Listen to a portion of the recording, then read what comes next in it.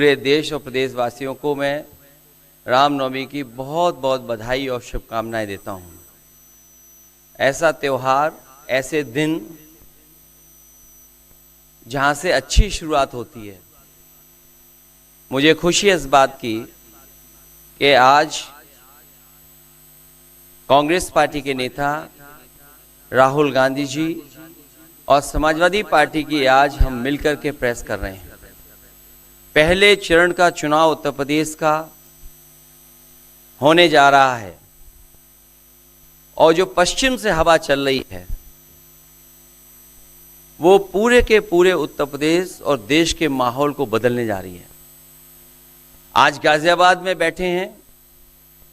इस बार भारतीय जनता पार्टी को गाजियाबाद से लेकर के गाजीपुर तक इंडिया गठबंधन सफाया करने का काम करेगा।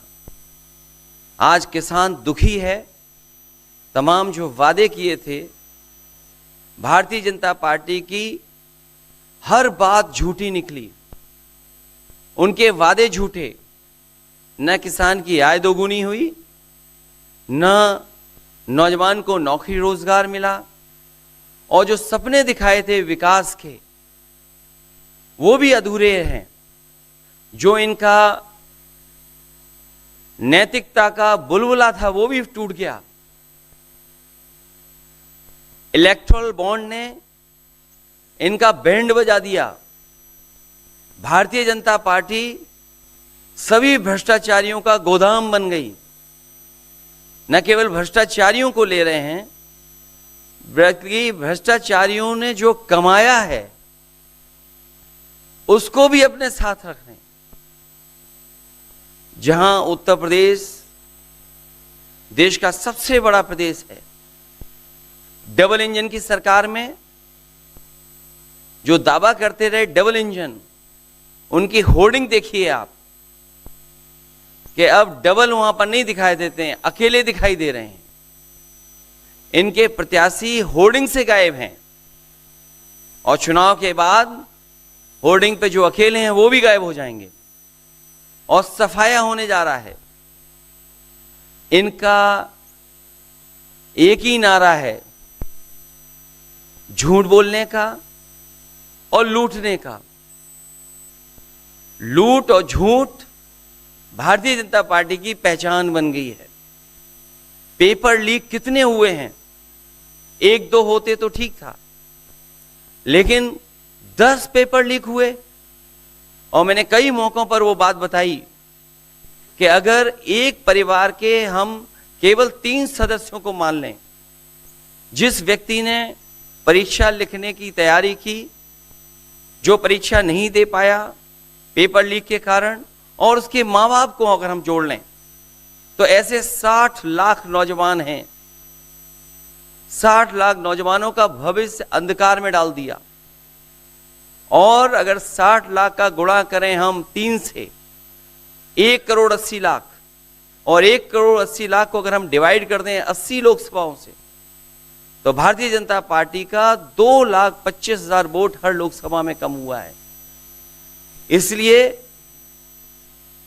एक भी वोट बट ना पाए। जहां हमें मतदान करना है वहीं मतदान के दिन हमें सावधान भी रहना है।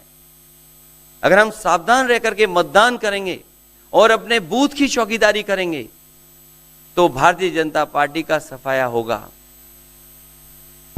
आने वाले चुनाव में, ये देश का चुनाव है, देश की जनता बदलाव चाहती है और बदलाव की हवा पश्चिम से उत्तर प्रदेश से चल रही है। और मुझे पूरा उम्मीद है आने वाले समय में इंडिया गठबंधन और नई सरकार देश में दिखाई देगी। नमस्कार। रामनवमी की आप सबको, देश को बहुत बहुत शुभकामनाएं।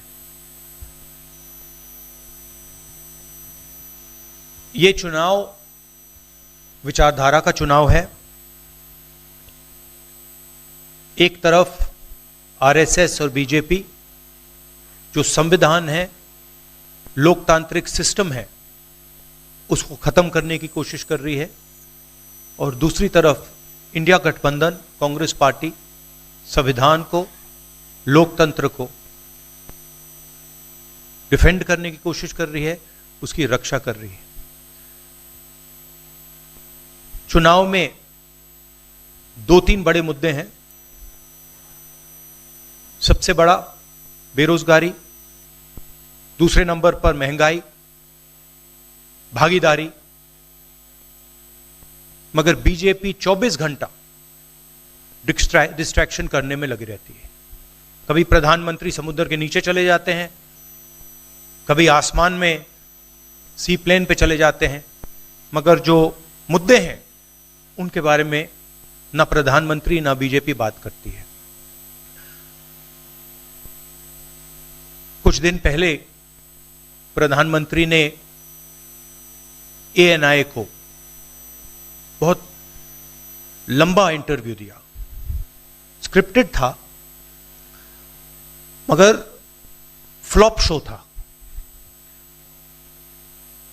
प्रधानमंत्री जी ने उसमें इलेक्टोरल बॉन्ड्स समझाने की कोशिश की। प्रधानमंत्री जी कहते हैं कि इलेक्टोरल बॉन्ड्स का सिस्टम ट्रांसपेरेंसी के लिए लाया गया, राजनीति को साफ करने के लिए लाया गया। अगर यह सच है तो उस सिस्टम को सुप्रीम कोर्ट ने रद्द क्यों किया?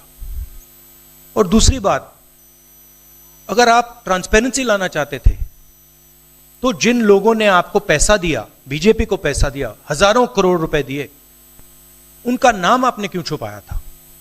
और जिन तारीखों पे उन्होंने आपको पैसा दिया उसको आपने क्यों छुपाया था?